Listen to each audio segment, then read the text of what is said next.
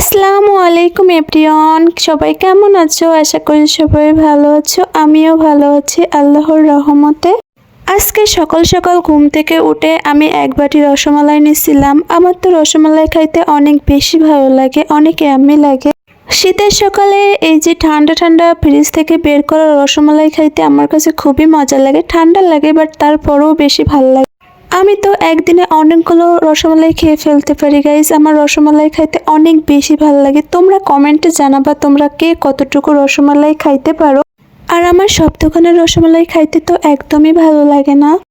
আমার ভাগ্যকুলের রসমালাইটা খাইতে বেশি ভালো লাগে। তো রসমালাইটা আমি একটু একটু করে কেটে কেটে খাইতেছিলাম, কারণ পিস পিস গালের ভিতরে দিলে বেশি বেশি মিষ্টি লাগে। আর মিষ্টি তো আমি বেশি একটা পছন্দ করি না, তার জন্য কেটে কেটে রসটাও গালের ভিতরে দিতেছিলাম। তারপরে খাইছিলাম ভাত। এখানে আলু ভর্তা দিয়ে আমি সকালে ভাত খাইছিলাম। ঝাল ঝাল করে আলু ভর্তা মাখাইছিলাম শুকনা ঝাল দিয়ে।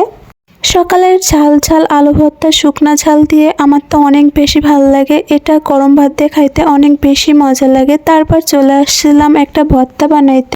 তখন অলমোস্ট 11টা বাজে। 11টার সময় আমি ভাবছি যে তেঁতুলের ভর্তা বানাবো। তার জন্য এখানে তেঁতুল নিয়েছিলাম আর কাঁচামরিচ নিয়েছিলাম আর নিয়েছিলাম ধনেপাতা। এখানে আমি ভালো করে তেঁতুলগুলো বেটে নিব, কারণ বেটে নিলে তেঁতুলগুলো খাইতে অনেক বেশি মজা লাগবে। যত মিহি হবে তেঁতুল বাটা তত ভর্তাটা খাইতে ভালো লাগবে। এখানে আমি শিলপাটায় এগুলো বেটে নিচ্ছিলাম তেঁতুলগুলো। তোমরা দেখতেই পাইতেছো, অফ ক্যামেরায় ভালো করে বেটে নিয়েছিলাম। নেওয়ার পরে এখানে মরিচগুলো আমি ধুয়ে নেব। এখানে তেঁতুল ভর্তা করার জন্য আমি 3 থেকে 4টা ঝাল দিয়েছিলাম, কম ঝাল দিয়েছিলাম। তারপরও খাওয়ার সময় জানি না কেন এত বেশি ঝাল হয়ে গেছে। এই ঝালগুলোতে অনেক বেশি ঝাল গাইস। যখন আমরা খাইতেছিলাম তখনই বুঝতে পারছিলাম যে অনেক ঝাল। এটা 4টা ঝাল দিছি, 4টা ঝালে অনেক বেশি ঝাল লাগছিল। তারপরে এই তো আমি ভালো করে ঝালগুলো থেতলে নেব। থেতলে নিয়ে ভালো করে বেটে নেব। আগে আমি থেতলে নিচ্ছিলাম, তাহলে আমার বাটাবাটি করতে সুবিধা হবে। এখানে আমি 4টা ঝাল ভালো করে থেতলে নিচ্ছিলাম। ঝালগুলো থেতলানোর সময় কিছুটা ঝালের রস আমার এসে গায়ে লাগছিল, তখন পরে বেশি বেশি করে জ্বলতেছিল গাইস, কি আর বলবো তোমার।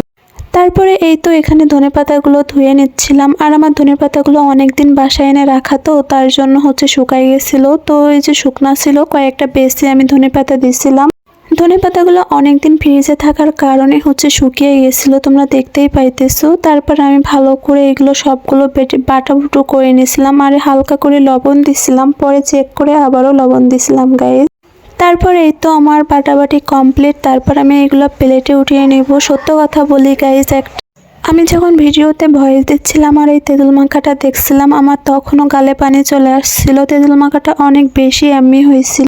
তারপরে আমি এখানে সস দিয়ে দিচ্ছি গাইস। সসটা আমি অল্প পরিমাণ দিচ্ছিলাম। তারপরে এখানে দিয়ে দিচ্ছিলাম চিনি আর লবণ দিচ্ছিলাম। তো তার আগে এটা ভালো করে মাখিয়ে নিয়ে মনে হলো যে এর ভিতরে চিনি আর লবণ দিলে মজা হবে। প্রথমে আমি সস দিয়ে তেঁতুল মাখাটা ভালো করে মেখে নিয়েছিলাম, কারণ আমি ভাবছিলাম যে ফার্স্টে এইভাবে মাখিয়ে খেয়ে দেখি কেমন কি মজা লাগে। তারপরে এটা ভালো করে কষলে কষলে মাখিয়ে নিচ্ছিলাম।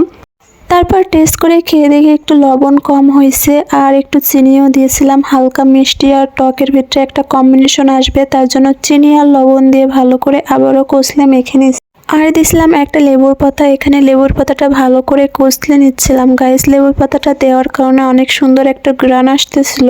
যে কোনো ভর্তায় লেবুর পাতা দিলে ভর্তা ভর্তা স্মেল আসে, মনে হয় যে এটা একটা ভর্তা খাইতেছি। তার জন্য লেবুর পাতাটা মাছলি আমরা দিই। লেবুর পাতাটা দিয়ে ভালো করে কষলে কষলে মেখে নিচ্ছিলাম। এটা যত সুন্দর করে মাখাবো ততটা খাইতে মজা হবে। আর ট্রাস্ট মি গাইস, এই ভর্তাটা খাইতে অনেক বেশি মজা হয়েছিল। এখানে চাইলে আমি শুকনো ঝাল দিতে পারতাম, বা শুকনো ঝাল আমার দিতে তেমন একটা ভালো লাগে না। তার জন্য এখানে আমি আজকে কাঁচামরিচ দিয়ে এই ভর্তাটা করছিলাম গাইস। বিশ্বাস করো, ভর্তাটা অনেক বেশি ইয়াম্মি হয়েছিল আর মজাদার হয়েছে। শীতের সকালে এরকম একটা ভর্তা খাইতে তো অনেক বেশি ভালো লাগে। আর এখানে আমার বোন বসেছিল, স্বাস্থ্য বোন, তাকেও আমি দিয়ে দিছিলাম। দিয়ে বললাম তুই খেয়ে টেস্ট করে বল কেমন কি হয়েছে। তো আজকের ভিডিওটা এই পর্যন্ত। সবাই ভালো থাকো, সুস্থ থাকো, আল্লাহ হাফেজ।